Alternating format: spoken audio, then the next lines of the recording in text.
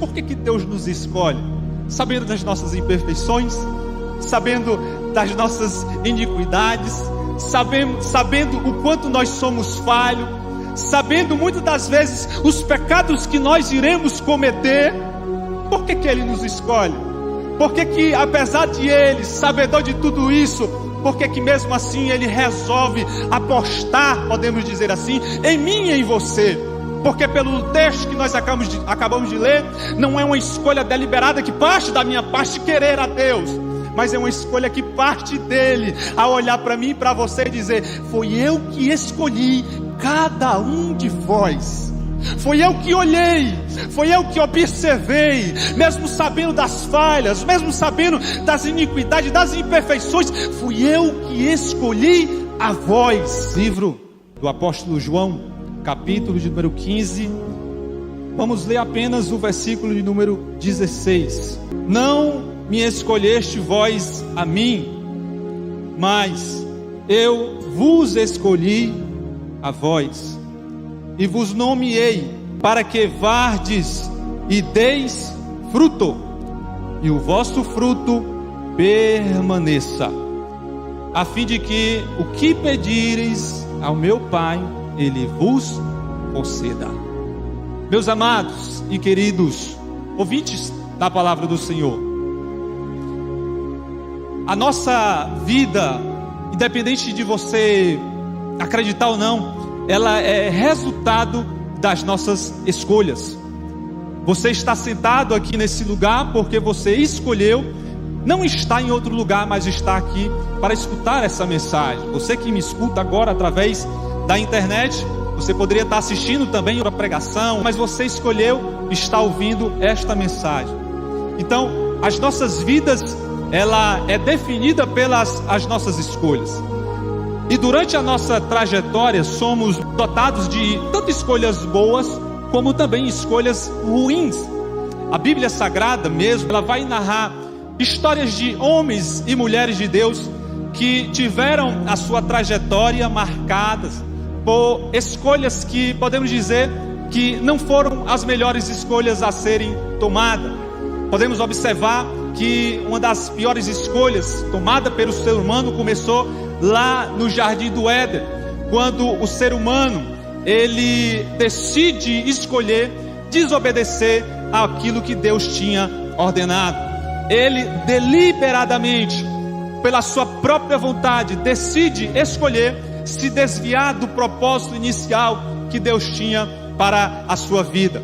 Juntamente ali com a sua esposa Eva, eles desobedecem, e todos nós sabemos as consequências que vêm sobre aquele casal, que reflete também até os nossos dias. Se continuarmos, meus amados irmãos, lendo as Escrituras Sagradas, nós vamos continuar a ver homens e mulheres que vão tomar, que vão decidir, que vão fazer escolhas equivocadas. Vemos o nosso grandioso rei Davi, que também decide escolher, quando era para estar no fronte da batalha, ficar no seu palácio, se omitir de ir para a guerra, e ele escolhe estar ali, e escolhe, você pode perceber que é uma sequência de escolha, até o momento em que Davi, ele peca com Betseba, ele manda matar o seu grande soldado Urias. Não foi simplesmente uma escolha que o levou àquele estado, foi uma sequência de escolha. A primeira escolha foi de não ir à guerra, de ficar no palácio. A segunda escolha foi de chamar aquela mulher que ele viu tomando, se banhando, sem roupa, para estar com ele no palácio. E ele vai tomando uma série de escolhas equivocadas até chegar na depravação, na situação em que Davi se encerrou ou terminou ali, naquele caso com Betseba. Podemos ver também já no Novo Testamento, um homem que andou com Jesus, caminhou, aprendeu, viu os milagres, viu Jesus Cristo operando maravilhas, sinais, mas também de maneira deliberada, escolher trair, negar e também se desviar do propósito inicial, que foi o Judas. Judas, quando ele decide se desviar, ele também toma uma escolha. Falo isso para que você possa entender que, independentemente das escolhas que você faça, boas ou ruins, as nossas vidas, ela é marcada pelas escolhas que fazemos todos os dias, diariamente, desde as escolhas maiores, escolhas que definem o nosso futuro, a nossa trajetória, desde a escolha da pessoa que vai estar ao nosso lado durante o resto das nossas vidas, desde as escolhas menores, como eu acabei de citar, de não estar em outro lugar, mas de estar num lugar como esse para escutar a voz do Senhor. O ser humano, ele tem à sua disposição a capacidade de escolher tanto coisas boas quanto coisas ruins. Mas nessa noite eu quero compartilhar algo da parte do Senhor e falar sobre alguém que nunca erra nas suas escolhas, alguém que não escolhe de maneira equivocada, alguém que escolhe porque não tem outra coisa para escolher, mas alguém que escolhe de maneira acertada, porque é conhecedor tanto do passado, do presente, mas principalmente conhecedor do teu futuro. Essa noite eu quero falar uma mensagem que tem como tema: você foi escolhido por alguém que nunca erra. E quando eu estou diante desse tema, quando eu fui confrontado por esse texto de João, quando o próprio Deus toma a iniciativa de escolher, quando ele escreve no versículo 16, na parte A: não me escolhestes vós a mim, mas eu escolhi a vós. Quando eu estou diante desse texto, eu me questionei durante esses dias: por que Deus nos escolhe? Sabendo das nossas imperfeições, sabendo das nossas iniquidades, sabendo o quanto nós somos falhos, sabendo muitas das vezes os pecados que nós iremos cometer. Por que Ele nos escolhe? Por que apesar de Ele, sabedor de tudo isso, por que mesmo assim Ele resolve apostar, podemos dizer assim, em mim e em você? Porque pelo texto que nós acabamos de ler, não é uma escolha deliberada que parte da minha parte querer a Deus, mas é uma escolha que parte dele, a olhar para mim e para você e dizer: foi eu que escolhi cada um de vós. Foi eu que olhei, foi eu que observei, mesmo sabendo das falhas, mesmo sabendo das iniquidades, das imperfeições, fui eu que escolhi a vós. E a primeira coisa que eu aprendo que Deus, Ele nos escolhe em primeiro lugar para viver um propósito divino. Quando eu leio a carta do apóstolo Pedro, primeira carta do apóstolo Pedro, capítulo 2, versículo 9, mais especificamente eu gosto dessa versão da King James, quando ele fala assim, ó: vós sois geração eleita, sacerdócio real, nação santa, povo de propriedade exclusiva de Deus. Olha só essa parte: cuja o propósito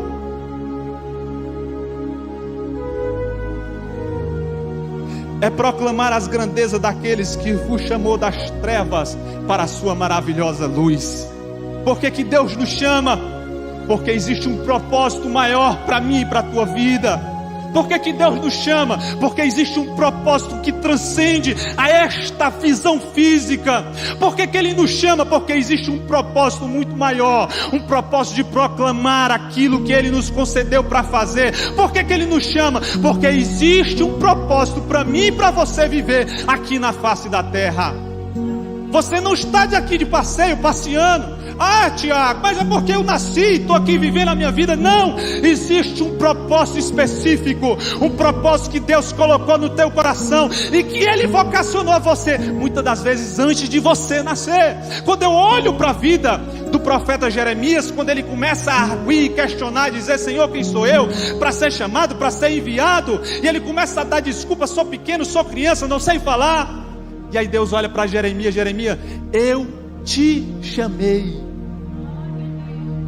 antes de tu ser formado no ventre da tua mãe. Quando eu vejo o salmista escrevendo o Salmo 139, quando ele fala: os teus olhos me viram ainda informes. Os teus olhos me viram quando os meus ossos ainda não existiam, quando eu estava sendo formado, quando eu estava sendo gerado no ventre da minha mãe. Tu já me conhecia, já tinha definido um propósito para eu viver.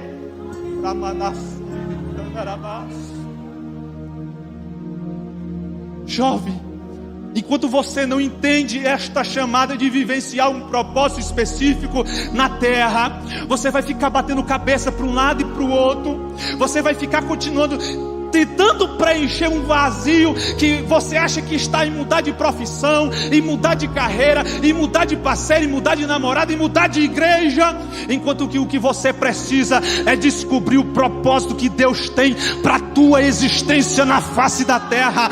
Quando você descobre esse propósito, a tua vida ganha sentido, as coisas começam a fazer sentido, porque você não está vivendo por viver ao léu, vivendo de um lado para o outro. Você está vivendo por um propósito.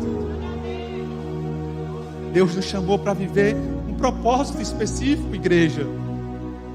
Eu gosto de falar principalmente para a juventude, porque nós estamos nesse momento, em um momento definidor, em um momento em que nós estamos de tomar escolhas, de decidir situações que vão ser definidoras muitas das vezes para o resto das nossas vidas. Escolher alguém para estar e para viver a vida ao nosso lado é uma das escolhas primordiais. E se você não tiver, em primeiro lugar, a definição de um propósito específico para a sua vida, você não tem como fazer escolhas acertadas durante a sua trajetória. O que temos visto são jovens já no começo da idade, vivendo uma síndrome, uma angústia, uma preocupação, uma ansiedade. Será se eu escolhi certo? Será se eu estou na trajetória, no caminho certo? Tudo isso poderia ser resumido se você soubesse para que Deus te trouxe à existência. Ô Tiago, o que é propósito? É aquilo que você nasceu para vivenciar e para fazer na face da terra. Propósito, ele é definido, é um fim. A chamada, ela é muda. Uma hora você é chamado para ser líder de jovem, uma hora você é chamado para fazer um outro serviço dentro da igreja. E diante desse chamado, Deus vai te dando também vocações, que são ferramentas para desempenhar cada um desses chamados. Porém, o propósito, ele não muda. Se Deus te chamou, assim como nós vimos, para ser sacerdócio real, geração santa, para proclamar as obras daquele que te chamou, isso é imutável, independente do que você venha fazer, independente do que você venha propor ao seu coração para desempenhar. Deus te chamou para um propósito de vida, para viver, para pregar, para fazer, para proclamar a existência e as obras daquele que te chamou.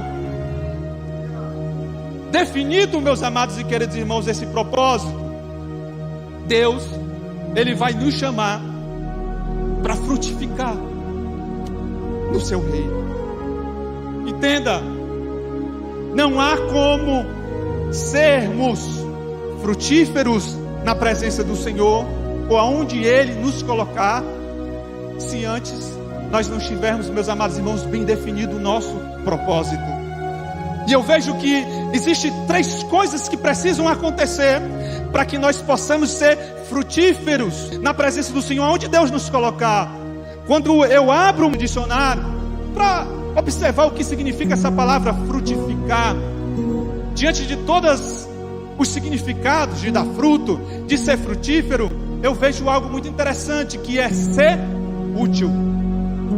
Frutificar significa ser útil no reino de Deus. Se você não tem sido útil no reino do Senhor, independente da atividade que você esteja realizando, juventude, você não está sendo frutífero na presença de Deus. Tiago, o que é que eu preciso ser, fazer, ter para ser frutífero no reino do Senhor? A primeira coisa que você precisa fazer é deixar a sua zona de conforto. Quando eu olho para a vida de Abraão, no capítulo 12 de Gênesis, eu vejo um homem atendendo a um chamado. E que chamado? O que era necessário fazer para que esse chamado fosse atendido? A primeira coisa era sair da sua zona de conforto. Era confortável aonde Abraão estava? Era. Ele estava junto da sua parentela, ele tinha riquezas, ele tinha tudo ao seu dispor. E ele é chamado, ele é vocacionado para ir para um lugar que ele não conhecia e não sabia se iria dar certo. E em terceiro lugar, ele perdeu o apoio da sua parentela. Quando Deus Ele nos chama para frutificar, é preciso deixar coisas que nos atrapalham. E quando eu falo disso, eu falo de amizades, eu falo de hábitos, eu falo de influências malignas, influências que não te levam para aquilo que Deus definiu para a tua vida como propósito. O que tem de jovens morrendo espiritualmente, porque estão envolvidos por influências que Deus não queria que você estivesse, já te falou para deixar, para abandonar, e você não consegue abrir mão desta zona de conforto. Ei, Deus te trouxe aqui para te dizer: saia, saia da onde você está e viva aquilo que Deus tem para você como propósito. Não tem como vivenciar isso, juventude, vivendo as mesmas amizades de antes, vivenciando e comungando com aquelas mesmas pessoas que não querem nada com Deus, que só te levam para as coisas ruins. Não tem como ser frutífero na presença do Senhor, enquanto você não abrir mão dessas amizades, dessas situações, desses hábitos que te afastam de viver o propósito. A segunda coisa que você precisa para ser frutífero na presença do Senhor é estar cheio do Espírito Santo. Jovem, não tem como dar frutos na presença do Senhor sem ter a presença do Espírito Santo na sua vida. Quando eu abro o livro de Atos dos Apóstolos, capítulo número 1, verso número 8, eu vejo uma determinação de Jesus para os discípulos. Os discípulos estão agoniados para sair, para fazer, para proclamar, para pregar, mas Cristo sabia que eles precisavam de um revestimento espiritual. E aí Jesus vai falar: ficai em Jerusalém até que do alto sejais revestidos de poder. Poder é algo que está faltando no nosso meio, juventude. Poder de falar em línguas estranhas, poder de exercer os dons que Deus tem para dar para cada um de nós. Tive acesso a uma pesquisa recente no nosso meio, Kelso, sobre os nossos jovens e adolescentes, onde mais de 60% dos nossos jovens e adolescentes não sabem nem o que é línguas estranhas, muito menos buscar o batismo com o Espírito Santo. É uma juventude que vive um cristianismo, que vive uma espiritualidade rasa na superfície. Ei, não tem como dar fruto na presença do Senhor com uma espiritualidade rasa na superfície. Você precisa estar cheio do poder de Deus para frutificar aonde Ele te colocou. Presença do Espírito na vida do ser humano muda aonde você chega. Alguém cheio da presença do Espírito Santo, aonde coloca o pé existe algo diferente. As pessoas não conseguem mais contar piadas imorais, porque existe o brilho do Espírito Santo na tua vida. As pessoas não conseguem mais falar coisas mundanas, porque chegou alguém cheio da presença do Espírito Santo de Deus ali naquele lugar. Juventude, Deus te chama nesta noite para vivenciar uma espiritualidade mais profunda na presença do Senhor.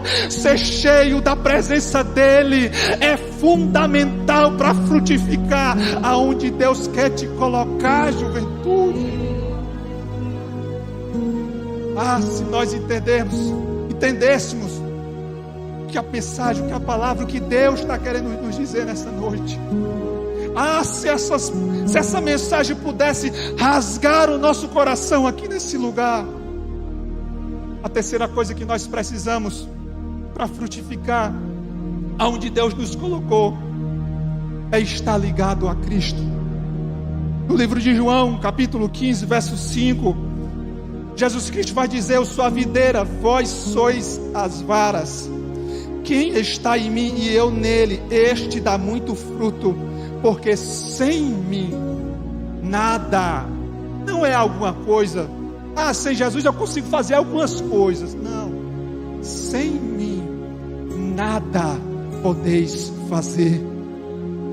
Juventude, se você não estiver enxertado na videira que é Cristo, e o que é estar enxertado, Tiago? É ter comunhão com Ele diariamente, Não é uma comunhão de vir para o culto e sair daqui com alegria, não. É uma comunhão diária, é uma vivência diária com Ele, é uma vivência diária de busca da presença do Espírito Santo na tua vida. Estar enxertado na videira que é Cristo requer renúncia, requer liberalidade de coisas que você precisa liberar, mas é preciso estar ligado na videira que é Cristo para ser frutífero. Tiago, mas que palavra, Tiago. Eu pensei que eu ia escutar algo diferente. Eu também. Essa mensagem, ela primeiro confrontou o meu coração esses dias. A mensagem, eu acredito muito nisso. Não sei o que a maioria dos pregadores acreditam, mas eu acredito que a mensagem que não bate, que não fala, que não exorta o pregador, ela não serve para a igreja. Essa mensagem, ela me confrontou esses dias.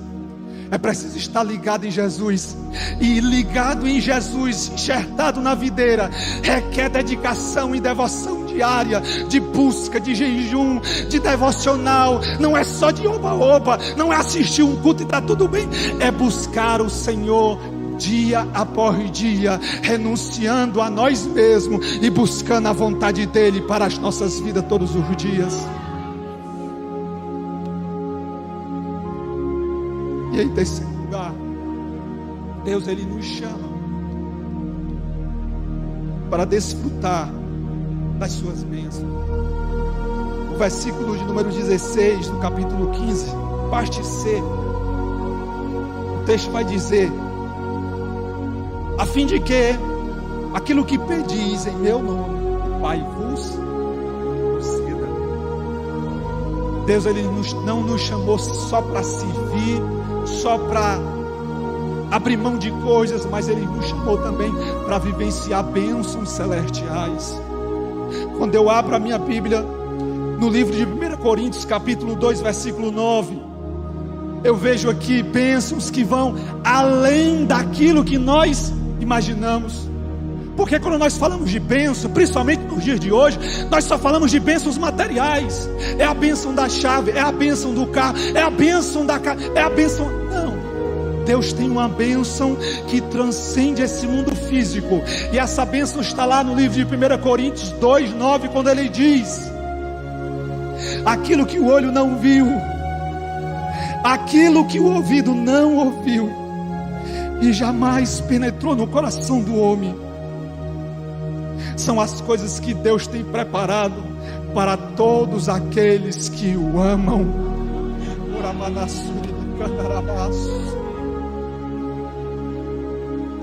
Quando eu estava diante desse texto, e a mensagem, o tema dessa mensagem que Deus colocou no meu coração: você foi escolhido por quem nunca erra.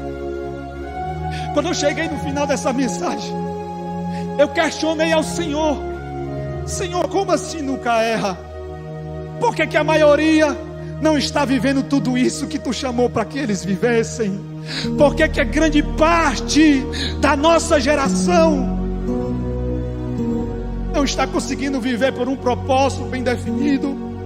Não está conseguindo ser frutífero aonde Deus chamou para ser? E principalmente não está recebendo essas bênçãos que o Senhor prometeu nesse texto. E aí Deus me fez lembrar que por mais que Ele não erre na chamada, e Ele não erra, por mais que Ele não errou ao chamar a mim e a você, porque Ele é conhecedor do presente, do passado e do futuro, por mais que Ele saiba e não tenha errado em tudo isso, o porquê de muitos não estar vivenciando tudo isso que acabamos de ver, é porque esta chamada, esta vocação não é de maneira, e não acontece de maneira coercitiva. Como assim? Não é obrigatória. Não é porque Ele te chamou que você vai ser obrigado a vir, a acontecer e a viver por esse propósito. Existe a tua vontade de querer viver tudo isso ou não? Existe o teu desejo de querer aceitar este chamado ou não? E aqui eu quero abrir um parênteses para falar um pouco do que aconteceu comigo. Quantos aqui nasceram na fé, nasceram no Evangelho, nasceram dentro da casa do Senhor, nunca se desviaram? Glória, boa parte. Eu também fui assim. Nasci na fé, nunca me desviei. Cresci na escola dominical, conjunto de criança, adolescente, juventude, aquela sequência, né, que a gente conhece. Desde muito cedo envolvido nas atividades da igreja, desde muito cedo entendendo que Deus tinha um propósito definido para a minha vida, não só porque Ele falava para mim de maneira pessoal, como também usava várias outras pessoas. Então eu fui crescendo nesse ambiente espiritual, ambiente conhecedor dos propósitos, da chamada, de tudo isso. Uma geração em que a gente buscava batismo, fui batizado no Espírito Santo aos 12 anos, e era algo maravilhoso. Mas o tempo vai passando, a gente vai crescendo, vai ficando adolescente, jovem, chega aos 18, 19 anos, as coisas começam a mudar, e a gente começa a dar mais importância às nossas necessidades materiais. E Deus chamando: meu filho, cadê o propósito que eu defini para a tua vida? Por que você não está vivendo ainda? E a gente dando desculpa para o Senhor: calma, pai, deixa eu só realizar isso. Senhor, calma, nasci em um lar muito humilde. Senhor, deixa eu buscar um pouco mais de estabilidade. Senhor, deixa eu buscar. Não há nada de errado nisso, desde que nada disso interfira naquilo que Deus tem para o teu propósito. E a gente vai dando desculpa. Eu fui dando desculpa para Deus: Senhor, calma, deixa eu só fazer esse concurso, deixa eu só fazer essa faculdade. E a gente foi fazendo, fez um concurso, passamos em vários concursos, de âmbito municipal, estadual, federal, fizemos faculdade. E a gente vai: Senhor, calma, só mais um pouquinho, só mais isso, Senhor. Senhor, deixa eu só fazer isso, Senhor. Senhor, deixa eu só fazer mais aquilo, Senhor. Senhor, calma, Senhor. Meu filho, cadê o propósito que você ainda não está exercendo de maneira completa, que eu te chamei, que eu te vocacionei? Calma, Senhor. E talvez eu esteja pregando aqui para jovens que estejam vivenciando essa situação, ou quem sabe está para viver esta situação. Não há nada de errado em você buscar estabilidade financeira, em você buscar estabilidade econômica. Não há nada de errado, desde que isso não interfira no propósito e na chamada que Deus tem para a tua vida aqui na terra. E a gente foi dando desculpa, os anos foram se passando, e a gente começa a dar desculpa. A gente recebe um chamado para pregar e a gente não manda outro, e essa era a desculpa que existia no meu coração. Sempre preguei desde os 12 anos. E quando eu comecei a me envolver nessa questão de estabilidade, de renda, de buscar algo melhor, recursos melhores, a gente vai começando a se perder. A gente não se desvia, porque eu não estou falando que você ou quem busca isso é desviado, mas você começa a desviar o foco do propósito que Deus tem para a tua vida. E Deus foi dando corda para mim, e Deus foi deixando as coisas acontecerem. E a gente foi crescendo, foi aumentando o patrimônio, foi buscando novas fontes de renda, e foi andando, e Deus permitindo. E uma hora ou outra Ele nos vinha e nos chamava: meu filho, cadê o propósito? Onde é que tu está? Calma, Senhor, calma, só mais um pouquinho. E não termina esse pouquinho, você quer sempre mais um pouquinho, porque é bom ter mais renda, é bom ter mais condições, é bom. E Deus foi dando corda.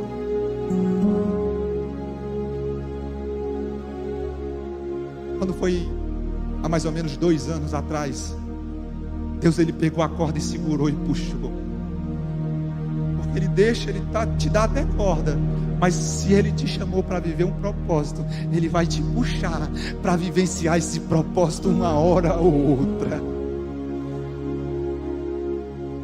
E quando eu peguei aqui, subi para trazer essa mensagem ela confrontou meu coração, mas principalmente, em primeiro lugar, de alegria. E eu perguntei aqui quem nasceu no lar evangélico. Por quê? Porque quem nasceu no lar evangélico, quem nunca se desviou, tem dificuldade de entender o tamanho do amor de Deus derramado sobre as nossas vidas. Tem dificuldade de entender. Por quê? Porque a gente se acha que é merecedor. Eu nunca desviei, Deus. Eu nunca fui para o mundo. Eu nunca fiz coisas demais. Não. Diferente daquele que se prostituiu, que matou, que roubou. Mas a palavra fala isso, né? Aquele que muito é perdoado, muito também se sente amado. E a gente tem dificuldade de sentir esse amor. E a gente vai vivendo. Esse era o meu caso. E aí quando foi 2 anos atrás, Deus puxou. Foi uma sequência, meus amados irmãos. Peguei Covid 2 vezes. Passei mal no trânsito, de pilotando uma moto. Fui levado numa ambulância, às pressas para o hospital. Cheguei quase sem vida no hospital. Foi uma sequência de situações. Tive que fazer uma cirurgia de emergência. Deu tudo errado na cirurgia. Fui entubado. Perdi quase 10 quilos. E Deus puxando a corda. Deus puxando. Quando eu voltei, tornei, recobrei toda a minha consciência. Eu disse: Pai, espera, Senhor. Espera, Deus. Espera. Espera, Senhor. Talvez eu esteja pregando aqui para alguém que está tão distante do propósito que Deus tem definido para a tua vida, que Ele marcou hoje para puxar você. Volta, meu filho. Volta para o propósito que eu defini para a tua vida. Volta. Volta. E Deus começou a bradar de maneira muito amorosa no meu coração nesses dias. Depois de tudo isso, de todo esse processo, eu passei por uma situação até mais profunda. Só eu, minha esposa e um dos meus pastores sabe. Situação que eu não desejo para o meu pior inimigo. Porque quando você está acostumado com uma vida tranquila, Gaio, sem estresse, tudo dando certo, quando você está com uma vida maravilhosa, tudo bem, financeira, emocional, saúde, tudo, e de repente a sua vida vira de ponta cabeça, você perde as estruturas emocionais. Eu passei 6 meses em casa, sem saber o que fazer da minha vida, de todo aquele processo que eu vivi, que eu vivenciei, de quase morte, de perder quase mais de 10 quilos, e eu conversando com o Senhor, e eu nunca me senti tão amado por Deus para aqueles 6 meses. Deus nunca falou tão forte ao meu coração do que durante aqueles 6 meses que eu passei dentro de casa, afastado de tudo. Você sabe o que é estar dentro da sua casa, sentado no seu sofá, tranquilo, e de repente o seu coração começa a querer sair pela boca e você não sabe o que está acontecendo. Você é levado às pressas para o hospital, pensando que vai ter um infarto e vai morrer. Naquela situação acontece 1, 2, 3. De repente você está assistindo aquilo todos os dias durante 1 mês, 2, 3 meses. Eu entrei em desespero. Eu entrei numa angústia, só eu e minha esposa sabendo o que estava acontecendo. E Deus ministrando no meu coração durante esse tempo, dizendo: meu filho, você pode querer tudo, mas a tua garantia, a tua estabilidade, a tua segurança não está na quantidade de renda que você possui, não está na quantidade de patrimônio que você tem. A tua segurança está em viver aquilo que eu defini como propósito para a tua vida. Deus me permitiu viver tudo aquilo, vivenciar tudo aquilo, entrar em mercado financeiro, ter investimentos no Brasil, no exterior. E quando eu estava indo de carro para os hospitais no desespero, eu dizia: Pai, eu trocaria tudo isso por paz, por estar tranquilo em casa. Eu trocaria ser atendido pelos melhores médicos de Fortaleza, trocaria todo esse conforto por tranquilidade em casa. E foi ali que Deus foi ministrando no meu coração, de que não adianta você querer ter, acontecer, buscar, se a tua segurança está em viver o propósito de Deus para a tua vida.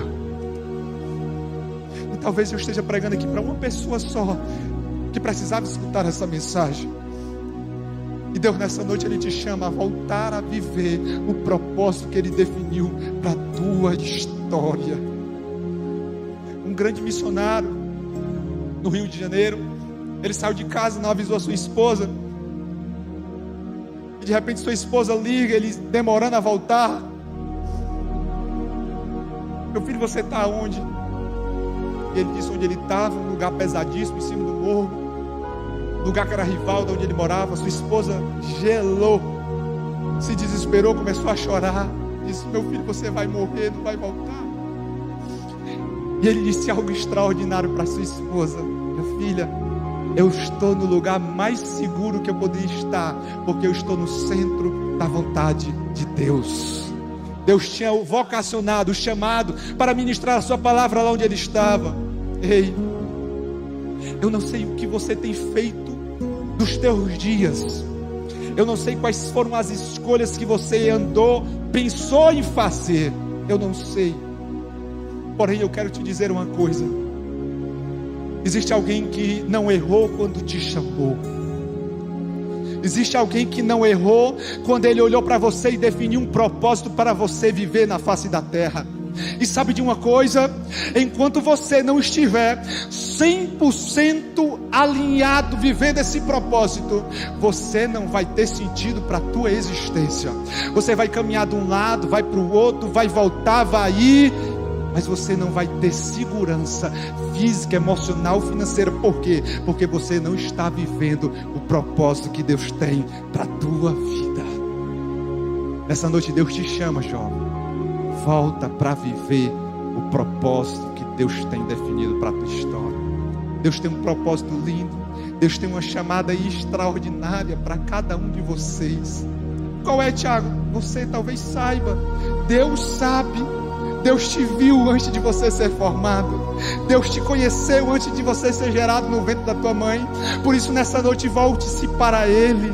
Senhor, qual é o propósito que Tu tem para a minha vida, Senhor? Senhor, esse relacionamento que eu estou é da Tua vontade, Pai. Senhor, esse emprego que eu estou almejando, este cargo público que eu estou querendo ir, é da Tua vontade, Deus. Senhor, se não for, se você tiver coragem de falar, diga: Senhor, se não cumprir o Teu propósito para a minha vida, essa noite eu abro mão, porque eu quero vivenciar o propósito de Deus para a minha história.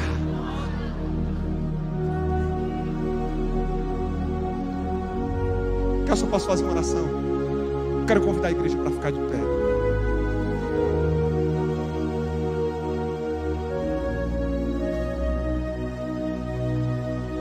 Você não sabe o quanto é bom poder estar vivenciando, alinhado totalmente com o propósito que Deus definiu para você.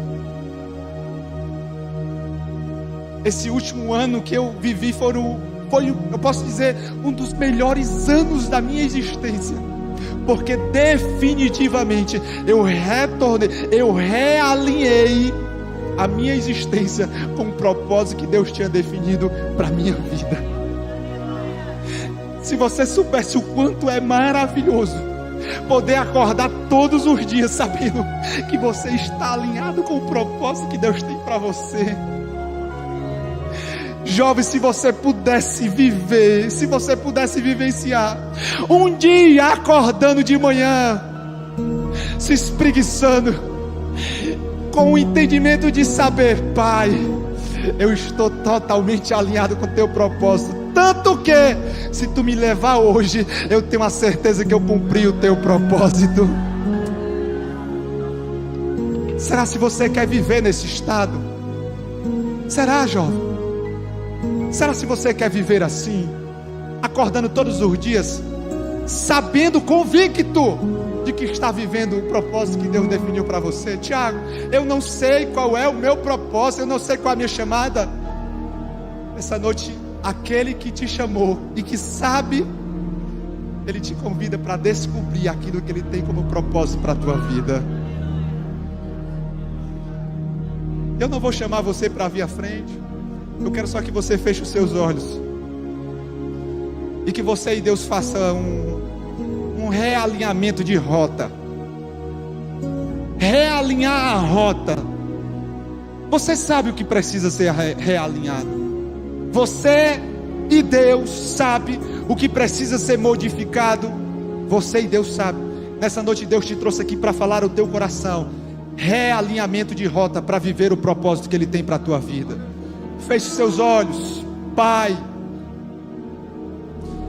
eu te louvo, Senhor, por cada um desses que estão aqui, dos que me ouvem à distância, porque eu sei, Senhor, que se todos aqui e os que me escutam decidissem viver pelo propósito que Tu tem definido, Pai, o estrago que faríamos nessa geração seria algo inimaginável. Por isso nessa noite eu te oro, Senhor, levanta uma juventude, levanta uma geração, levanta, Senhor,